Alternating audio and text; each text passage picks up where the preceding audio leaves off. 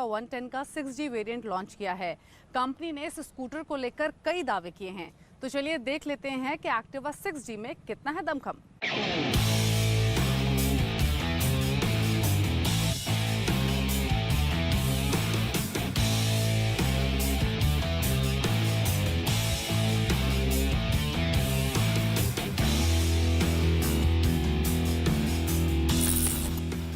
Honda की सबसे popular scooter, जी हाँ, और देश का सबसे ज़्यादा बिकने वाला स्कूटर एक्टिवा।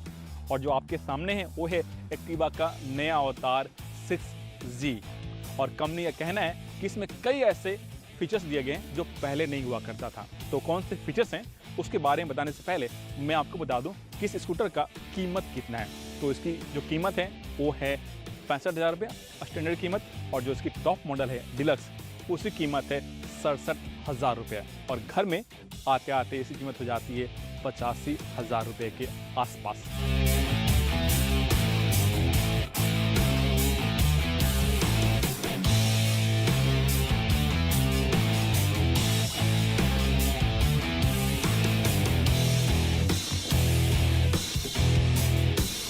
एक्टिवा 6G में कई सारे खासियत हैं। उनमें जो पहला है कि इसका जो प्लेटफॉर्म है वो पूरी तरह से नया है। इसी वजह से जो इसका लंबाई है, जो इसका व्हील बेस है और जो इसका ग्राउंड क्लियरेंस है 5G के मुकाबले ज़्यादा है।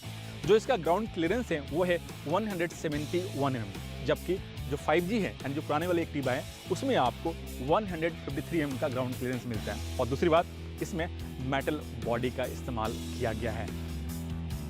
दूसरा बदलाव इसके लुक और स्टाइल में किया गया है। ये पहले के मुकाबले थोड़ा सा स्लिम लगता है लुक के मामले में, क्योंकि जो इसकी विड्थ है वो थोड़ा सा पतला रखा गया है। जो इसका हेडलैम्प है वो नया है और इसमें LED का इस्तेमाल किया गया है, जबकि जो इसका साइड टर्न इंडिकेटर है और जो टेल लाइट है उसमें आपको LED का इस्तेमाल नहीं किया गया है। जो फ्रंट सस्पेंशन है वो टेलीस्कोपी है जो कि नया है, और इसमें आपको 12 इंच के फ्रंट टायर मिलते हैं, जबकि जो एक्टिवा 5G है उसमें आपको 10 इंच का टायर मिलता है। जो इसका रियर शॉकर है उसमें आपको 3 स्टेप एडजस्टेबल शॉकर मिलता है। लेकिन जो इसका स्पीडोमीटर है वो उतना बेहतर नहीं है जितना कि होना चाहिए, क्योंकि ये एनालॉग स्पीडोमीटर है, इसमें कहीं भी डिजिटल का इस्तेमाल नहीं किया गया।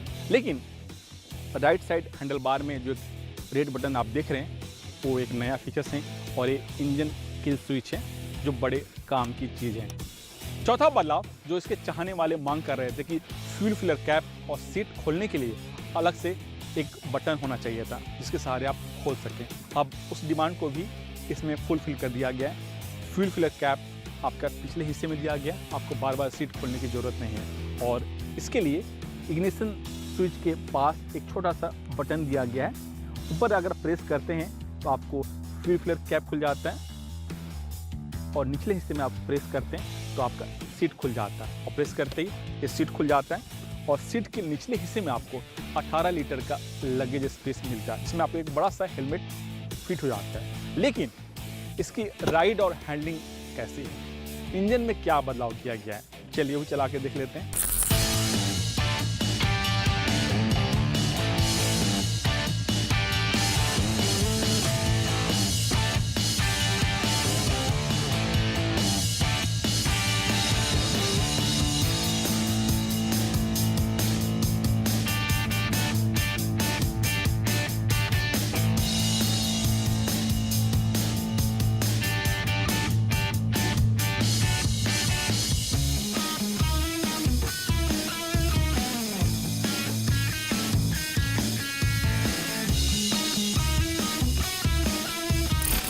चलाने के बाद आप एक चीज़ जरूर फील करेंगे, वो है इसका साइलेंट और स्मूथ इंजन होना, क्योंकि इसका जो इंजन है वो BS6 इंजन है और इंजन पूरी तरह से नया है।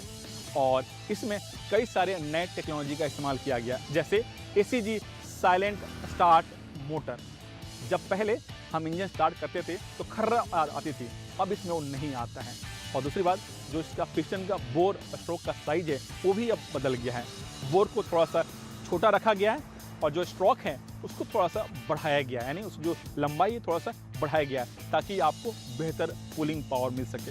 इंजन जो कैपेसिटी है वो है 110 सीसी और जो पावर आउटपुट है करीब 8 bhp और टॉर्क करीब 9 न्यूटन मीटर। और इंजन फ्यूल इंजेक्शन टेक्नोलॉजी पर काम करता है।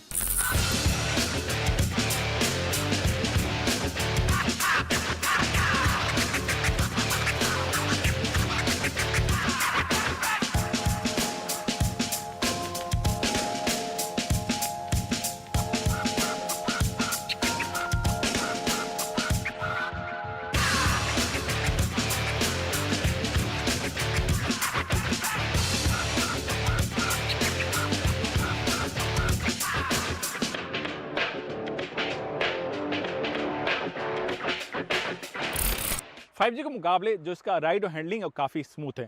थ्रोटल खोलते ही स्कूटर तुरंत पिकअप पकड़ लेते हैं और जो इसका टॉप स्पीड है वो है 85 किलोमीटर के आसपास। माइलेज कंपनी का कहना है जो इसका माइलेज है वो 5G के मुकाबले 10% ज़्यादा है और जो मुझे सिटी में माइलेज मिला है वो करीब 40 से 45 किलोमीटर के आसपास। लेकिन माइलेज डिपेंड करता है कि आप स्कूटर कैसे चलाते हैं और ट्रैफिक कंडीशन कितना बेहतर है, कितना ख़राब है।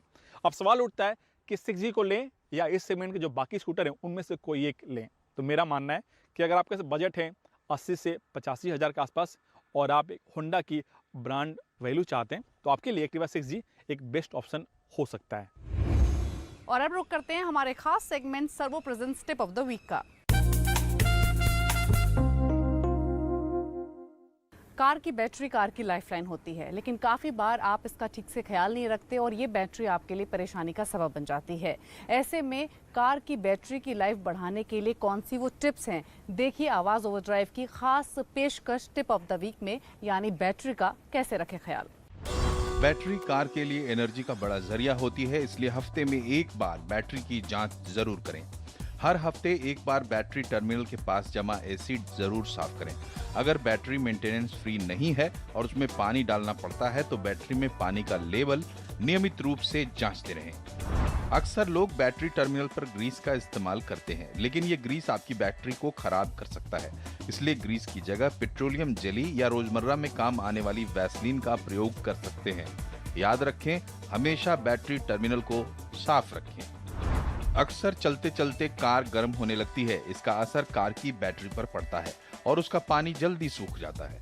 इससे बैटरी जल्दी ऑक्सीडाइज हो जाती है। इसलिए जरूरी है कि बैटरी का ख्याल रखने के लिए इंजन की भी देखभाल की जाए। किसी भी बैटरी की लाइफ 3-4 साल की होती है। हालांकि कुछ कंपनियां बैटरी पर 5 साल की वारंटी देती हैं, लेकिन आमतौर पर बैटरी 3-4 साल के भीतर खराब होने लगती है।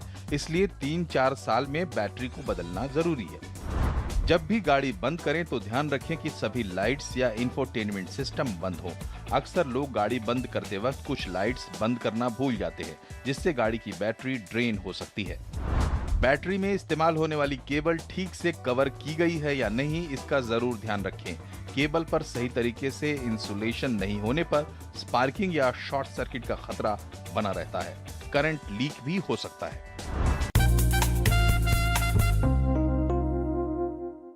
अभी वक्त हुआ एक ब्रेक का। ब्रेक के बाद मशहूर ऑटो एक्सपर्ट टूटू धवन आपको बताएंगे कि Renault Triber, Maruti Baleno, Maruti Swift या फिर होंडा अमेज में से कौन सी कार आपको लेनी चाहिए।